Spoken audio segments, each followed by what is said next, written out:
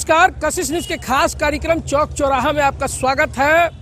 हम इस वक्त जहां पहुंचे हैं वो शहर का गांधी मैदान है और मुद्दा लेकर हम पहुंचे हुए हैं शहर में कैसे सिवान का शहर जो है सुंदर हो और शहर में रोज़गार का सृजन कैसे हो, जो यहाँ के युवा हैं उनको कैसे रोज़गार मिले।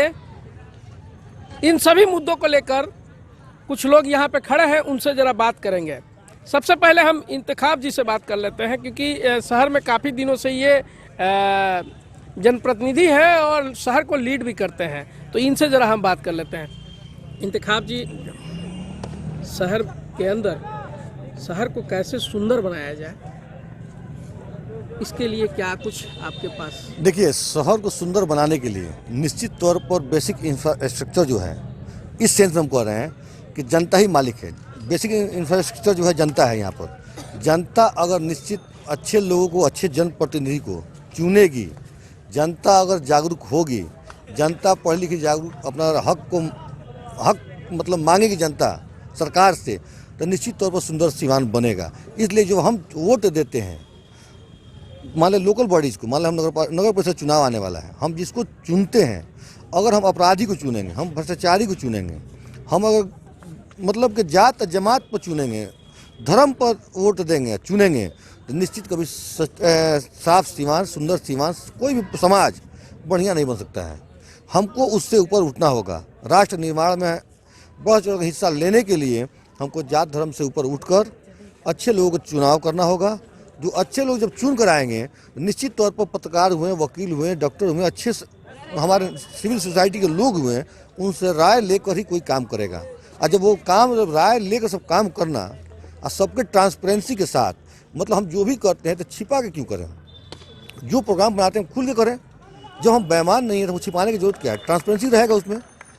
जब ट्रांसपेरेंसी के साथ काम करेंगे तो निश्चित तौर पर सुधार होगा कि बहुत कुछ सिवान बदला जा सकता है। इंदौर आज हिंदुस्तान के सबसे साफ साफ शहर में आता है। इंदौर क्यों आता है? इंदौर का लिटरेसी रेट देख लीजिए आप, उसके बाद वहाँ देखिए, वहाँ का लोग जो चुना गया जनप्रतिनिधि उसका देख लीजिए। लेकिन हमारे यहाँ थोड़ा सा ये कमी है, इसको हम जनता ही इसको सुधार कर सकती है। अब सरकार को हम धन्यवाद देते हैं कि डायरेक्ट इस बार डायरेक्ट चुनाव हो रहा है। जनता डायरेक्ट अध्यक्ष से चुनाव करेगी, तो निश्चित तौर पर जनता जब डायरेक्ट चुनाव करेगी तो जनता इसकी मालिक हो गई। जनता के ही सब कुछ हाथ में आ गया।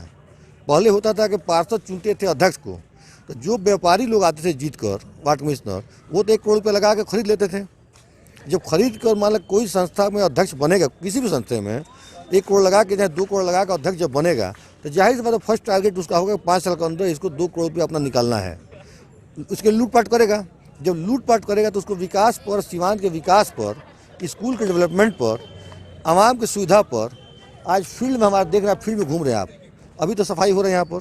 मान लीजिए ओपन जिम भी होना चाहिए कि ऐसा माहौल हम बनाएं, ऐसा इंफ्रास्ट्रक्चर यहाँ पर उपलब्ध कराएं जिससे आने वाले पीढ़ी को, हमारे बच्चों को, हमारे यहाँ लोगों को, महिलाओं को एक निश्चित तौर पर अच्छा सुख सुविधा मिले, जो निश्चित अच्छे समाज का निर्माण करेंगे ये लोग। ये सब कुछ जनता पर डिपेंड करता है। अच्छे लोग चुनाव करेंगे तो अच्छा समाज बनेगा, अच्छा शहर का निर्माण होगा और उसमें हम लोग सब सहयोग करेंगे। क्यों नहीं यार, लगातार आप कह रहे हैं कि वार्ड पार्षद चुनते हैं सभापति को, आखिर क्या चीज़ देख के वार्ड पार्षद चुन लेते हैं उनको? आपसे शहर का विकास नहीं हो पाता है। आपसे तो हम बोले, जब ये ट्रेंड बदलना होगा कि किसी को अपने जात के आधार पर, धर्म के आधार पर वोट देने की प्रवृत्ति जब तक रहेगी, इस टेंडेंसी को बदलना होगा। हम कोई पार्लियामेंट का नहीं चुन रहे हैं, हम MP नहीं चुन रहे हैं, हम लोकल जनप्रतिनिधि चुन रहे हैं। लोकल जनप्रतिनिधि डेली, कोई MP MLA किसी जनता से मुलाकात नहीं होती है, महीनों दिन, 6 महीना, साल भर। लेकिन आपका जनप्रतिनिधि डेली मुलाकात होना है उससे। कोई काम पड़ता है, हम आपके यहाँ जाते हैं, आप हमारे पास आते हैं। तो निश्चित तौर पर इसमें जनता को हर चीज़ से, जात धर्म से ऊपर उठकर, अगर जनप्रतिनिधि पढ़ा लिखा हो, सामाजिक कार्यकर्ता हो, राजनीतिक कार्यकर्ता हो, इसको चुने अगर देख कर उसको, तो निश्चित तौर पर अच्छा पार्षद जब चुनेगा तो अच्छा बोर्ड बनेगा। जब हम जात धर्म पर चुनेंगे, बाहुबल पर चुनेंगे, अपराधी को देख, जानते हुए भी कि अपराधी है, जानते हुए कि ये नहीं है, तो ऐसे लोग चुनेंगे तो वो आकर नगर परिषद में क्या करेगा? वो बिकेगा, वो गलत पैसे पर ही काम करेगा। जब देखिए बहुत छोटा चीज़ है, ये सारा रिमोट, सारा कंट्रोल जनता के हाथ में है। जब अच्छा जनप्रतिनिधि होगा, थाना भी में हर पदाधिकारी के पास, हर ऑफिस में वो अपने अधिकार, आपके अधिकार के लिए वो लड़ाई लड़ेगा। इससे भ्रष्टाचार भी खत्म होगा। साफ सुथरी का जनप्रतिनिधि हो तो भ्रष्टाचार भी खत्म होगा, विकास भी होगा। लेकिन हम लोग क्या करते हैं, चाहे और लोग क्या करते हैं, ये गलत परंपरा बना दिया है कि हम जाति पर चुने, पर जात देखते हैं, धर्म देखते हैं। इसको बहुत अनुरोध हम करेंगे सीवान की जनता से, इस बात को दिमाग से निकाल दें।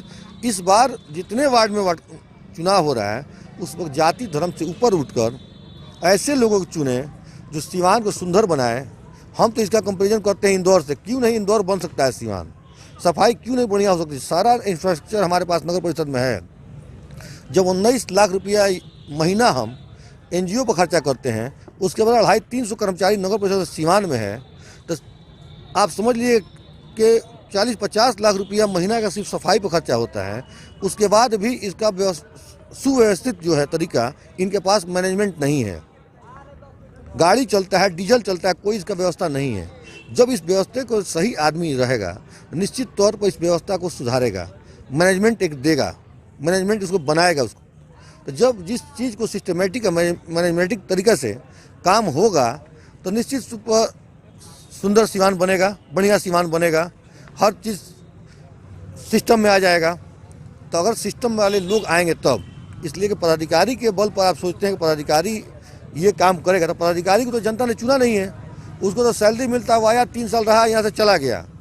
लूटपाट करना है तो लूटपाट किया, फिर चल दिए यहाँ से। लेकिन आपको तो यहीं रहना है, हमारे बाल बच्चों को यहीं रहना है, हमारे पूर्वज यहीं रह गए।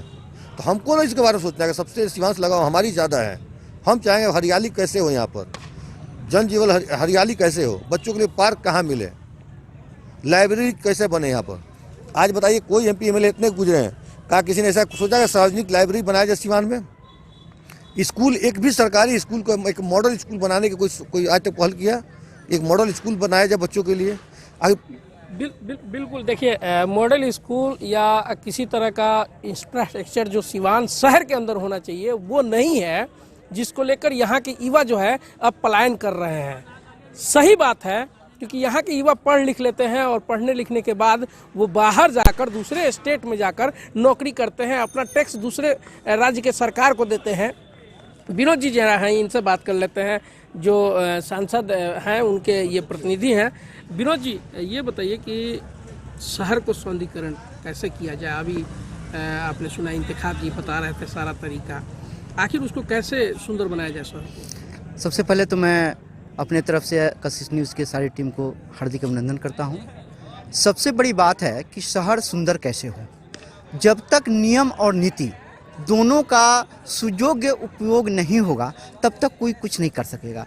जैसे इंतखाब भाई ने बताया ना कि जनता कहीं ना कहीं कभी भी किसी न किसी लोग में, लालच में आकर के, जाति पाति में आकर के चुन लेते हैं, जिससे बेपरवाह प्रतिनिधि, निकम्मा प्रतिनिधि, माने जो शब्द अपृष्ट बोल सकिए वो प्रतिनिधि लोग चुन करके, इंतखाब भाई ने यहाँ तक खोल दिया कि नगर परिषद में आज तक क्या खेल खेला जाता है, वो भी उस बात को मैंने स्पष्ट कर दिया कि पैसे से बिक कर के जब वार्ड कमिश्नर अपने चेयरमैन को चुनते हैं, उस शहर का विकास क्या सोचेगा? बिल्कुल, देखिए, पैसे से बिक कर वार्ड कमिश्नर जो है कि शहर सभापति को चुनते हैं, तो शहर का विकास क्या होगा?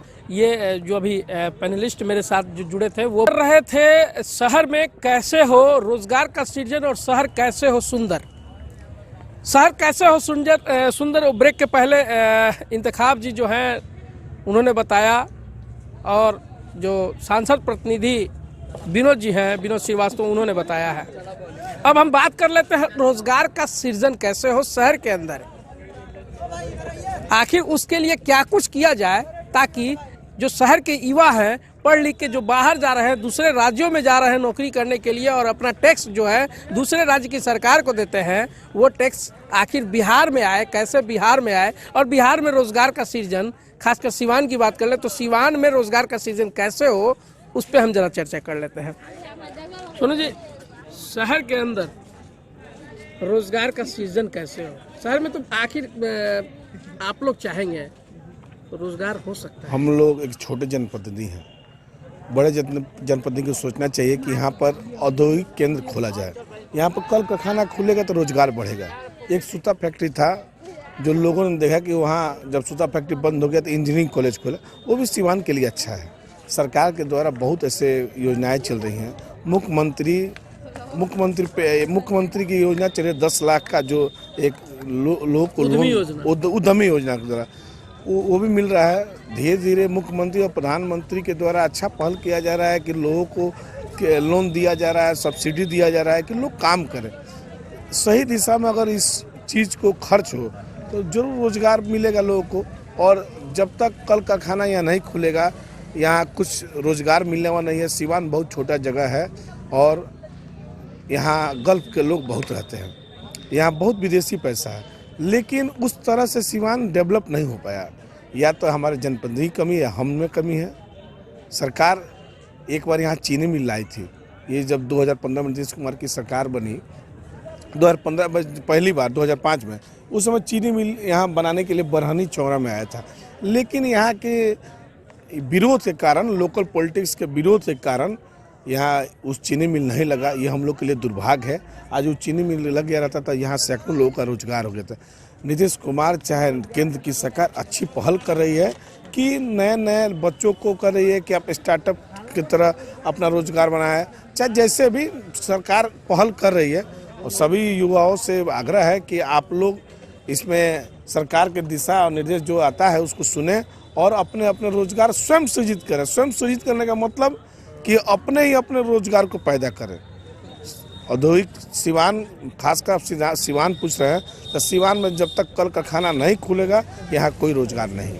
क्या लग रहा है, आप एडवोकेट हैं, एक वरिष्ठ पत्रकार भी हैं, क्या लग रहा है कैसे रोजगार का सृजन आखिर कैसे हो सकता है? देखिए, सबसे पहले बात है कि जनता को जागरूक होना पड़ेगा और जनता के जागरूक होने के बाद से यहाँ के जनप्रतिनिधियों और जो पहले से कार्यरत प्रतिनिधि हैं या सरकारी कर्मी हैं, उन लोगों के साथ अच्छा तालमेल करके हर चीज़ को समय पर ही उपलब्ध कराई जाए और उसके हिसाब से रोज़गार का सृजन किया जाए। यहाँ तक कि जो बैंक है, बैंक के मार्फत से जो लोन मिल रहा है उसमें भी कई तरह के लोग जागरूक होने के पश्चात भी नहीं देना चाहते हैं, उसे कड़ाई से वसूली जाए और जनता को भी चाहिए कि इसमें ध्यान दे करके वसूली पर ध्यान दें और उसके बाद से सरकारी कर्मी मिल करके और उद्योगों को बढ़ावा दें, तभी ये हो पाएगा। बिना जनप्रतिनिधि के सहयोग के नहीं हो पाएगा। ऐसा नहीं लग रहा है इंतखाब जी, जो शहर में जो कचरा है आपका, उस कचरे से कुछ उद्योग लगाया जा सके? देखिए, सरकार ने इससे पहले एक प्रोजेक्ट दिया था, हमको लग रहा है कि बहुत बड़ा प्रोजेक्ट था, वो 50-60 करोड़ का प्रोजेक्ट था वो, कि कचरे से ज़मीन जो हम लोग खरीदाया इसी वजह से कि भाई 5-6 बीघा ज़मीन खरीदा जाए, और इस कचरे से बिजली पैदा करने का प्रोजेक्ट था, इस कचरे से खाद बनाने का प्रोजेक्ट था।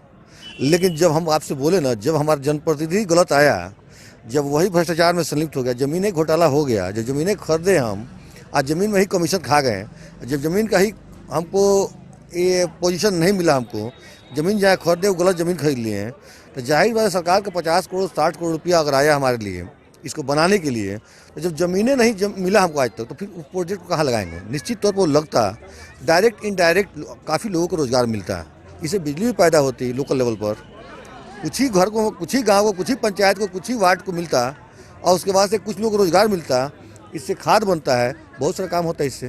तो सारा जड़ है जनता, जनता के बाद जनप्रतिनिधि। देखिए, एक कुछ युवा हैं यहाँ पे, उनसे हम बात करेंगे, उनसे भी जानेंगे कि आखिर युवा यहाँ पढ़ तो लिख लेते हैं, सीवान की बात कर ले, सीवान में और पढ़ लिख कर रोजगार के लिए वो बाहर जा रहे हैं, प्लान कर रहे हैं, तो युवा इनसे जरा बात कर लेते हैं। जी नमस्कार। सीवान की बात करें तो सीवान के युवा पढ़ लिख लेते हैं और बाहर जाने लगते हैं, बाहर जाके कमाने लगते हैं, तो ऐसा नहीं लग रहा है कि रोजगार का सीजन अगर यहाँ हो तो युवा नहीं जाए? देखिए, पलायन तो एक समस्या है, ये बिहार का नहीं, बिहार जैसे तमाम ऐसे राज्य हैं जहाँ समस्या है, और इस समस्या का पहल तो केंद्र कर ही सकता है। उसको पहल करने के लिए ये देखना होगा कि रोज़गार का हम लोग मतलब क्या लेते हैं। रोज़गार का ये मतलब नहीं हुआ कि मतलब आज हम कमाए और खा लिए, जीवन निर्वाह नहीं करना है।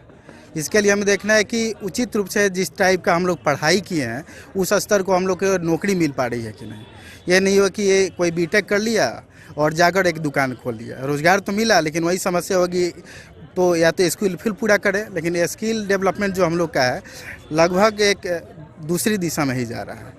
तो ये स्किल डेवलपमेंट को लाना होगा, उसके साथ साथ रोज़गार परक ऐसा पढ़ाई भी लाना होगा, और साथ साथ ये हमारा सिवान जो सिटी है, बिहार है, वहाँ के यहाँ के लोकल लोगों को भी जागरूक करके कुछ ऐसा रिसोर्स लाना होगा कि बच्चों को पढ़ाया भी जाए। जैसे जो पढ़ लिए हैं वो थोड़ा बच्चों को पढ़ाएं, शिक्षा के अवसर दिलाएं, इस टाइप का रोज़गार दिलाया जा सकता है। बिल्कुल। रोजगार के लिए क्या कुछ होना चाहिए? आप युवा हैं जी। क्या आपकी क्या सोच है?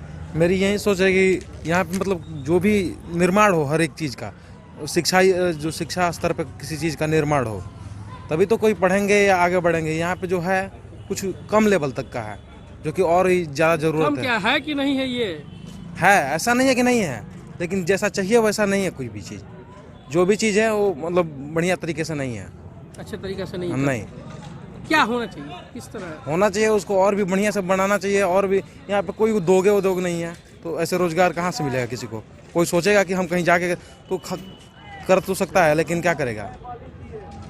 बिल्कुल। देखिए, उद्योग नहीं है और उद्योग नहीं है तो युवा यहाँ के जो है कि पलायन कर रहे हैं, और पलायन करने का मुख्य वही वजह है कि शहर के अंदर कैसे शहर का विकास हो, शहर के विकास के लिए क्या कुछ करना चाहिए, इन सभी मुद्दों को लेकर हम इन लोगों से बात भी कर रहे थे। यहाँ के युवा बता रहे थे कि उद्योग नहीं है, और उद्योग नहीं है तो सारी जो शहर के जो सौंदर्यीकरण है वो नहीं हो पाता है। यहाँ के जो जनप्रतिनिधि है, लोकल स्तर के जो जनप्रतिनिधि है, वो सही तरीके से काम नहीं करते हैं, भ्रष्टाचार में संलिप्त हो जाते हैं। जैसे कि अभी नगर परिषद की बात कर ले तो नगर परिषद में ज़मीन खरीदा गया, उस ज़मीन पर ये तय हुआ था कि ज़मीन खरीदा जाएगा और ख़रीदने के बाद वहाँ कचरा गिरेगा, और कचरा गिरने के बाद उसका कचरे का जो है कि सफाई किया जाएगा, उस कचरा से बहुत कुछ बनता है, उसके लिए उद्योग खोला जाएगा। लेकिन ज़मीन खत्म हो चुका, ज़मीन मिला ही नहीं नगर परिषद को, ऐसे में कोई उद्योग नहीं लग पाया है।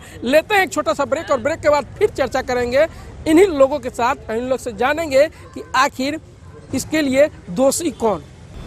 सभी जो हमारे गेस्ट थे उन लोगों ने बताया कि कैसे आखिर क्या वजह है नहीं होने का, और क्या किया जा सकता है ताकि शहर का सौंदर्यीकरण हो, और क्या किया जा सकता है तो रोजगार हो। इसके लिए दोषी कौन है, इस बात की चर्चा करते हैं इनसे जानते हैं कि आखिर इन सब के पीछे दोषी कौन है, कैसे शहर का, सिवान शहर का जो सौंदर्यीकरण होना चाहिए था वो नहीं हो पाया। आखिर सरकार दोषी है या जिला प्रशासन दोषी है या लोकल स्तर के जो जनप्रतिनिधि हैं वो दोषी हैं। हम सीधे तौर पे बात कर लेते हैं इंतखाब जी से, फिर इंतखाब जी के पास चलते हैं। इंतखाब जी, ये बताइए आखिर ये सारा मुद्दा इसके लिए दोषी कौन है, आखिर क्यों नहीं? देखिए, जहाँ तक रोजगार की जब बात कर रहे थे, सिवान में 3 शुगर मिल, पचुकी, सिवान, 2 सिवान में है, एक स्पिनिंग मिल था, सूता फैक्ट्री। हम आज किसी जनप्रतिनिधि को अभी के नहीं दोष दे रहे हैं। हम 1990 से 88 में 90 में बना था ये सूता फैक्ट्री। तीनों चीनी मिल हमारे 90 में चलता था। 90 से जितने भी जनप्रतिनिधि हो, चाहे MP हो, MLA हो, सिवान में आप जानते हैं कि 8 विधायक हैं, 1 MP है।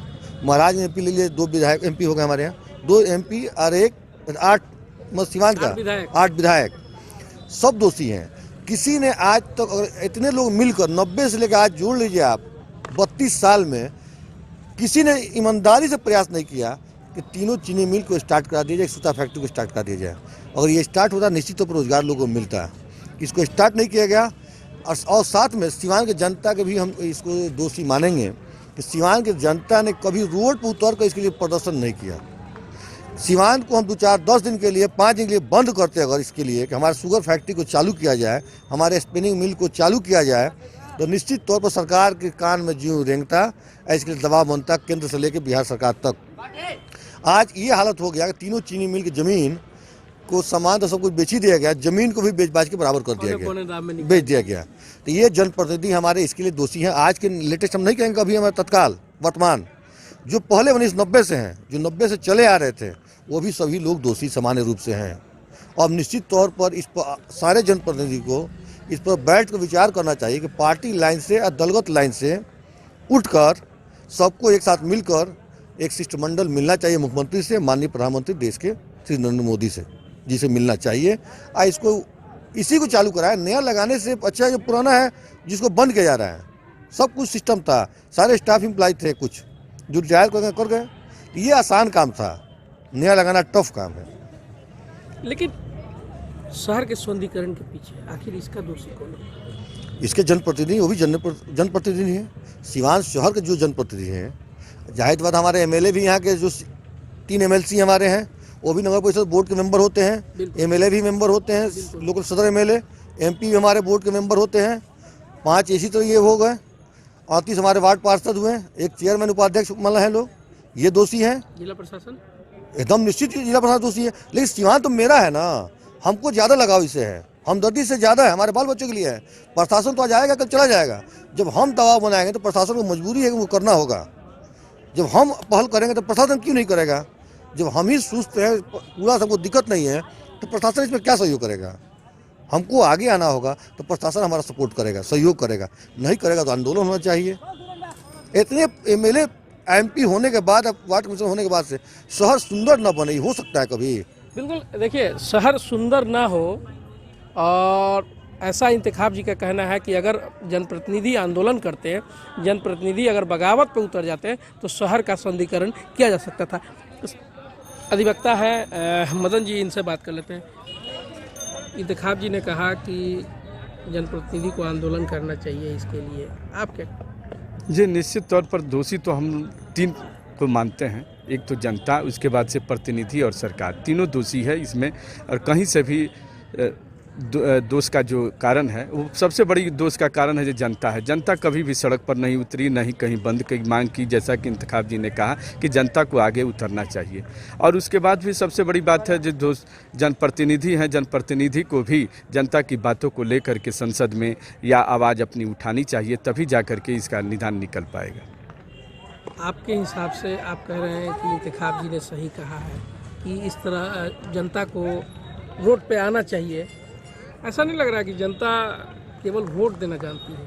अभी हाल के दिनों की बात कर ले, आज विगत कई महीनों से दहा नदी पुल बंद है, आने जाने के लिए दिक्कतें हो रही हैं।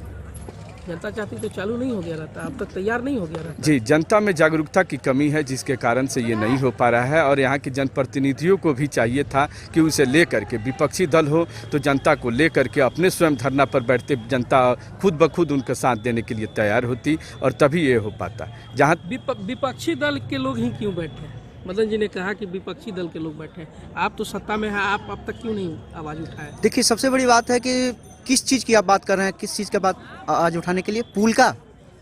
हम जनता के बात कर रहे हैं। जनता अगर आवाज़ उठाती तो पूरा पहले से किसी न किसी मुद्दे के, शहर के सौंदर्यीकरण के लिए, लेकिन जनता तो चुप है। हम पुल एक बता रहे हैं कि संविधान में जिम्मेवारी और जिम्मेवार 2 शब्द का बखूबी इस्तेमाल किया गया है। जनता को पावर दिया गया जिम्मेवारी देने के लिए। लोग जनप्रतिनिधि के रूप में उतर जाते हैं, अपनी जिम्मेवारी लेने के लिए उसके सामने खड़े हो जाते हैं, और जब जनता उनको जिम्मेवारी अपनी दे देती है, क्योंकि जनता को वोट देने का अधिकार है, ना कि फील्ड में उतरने का और नौटंकी करने का अधिकार है। ये नौटंकी जितने भी कराते हैं जनप्रतिनिधि लोग कराते हैं।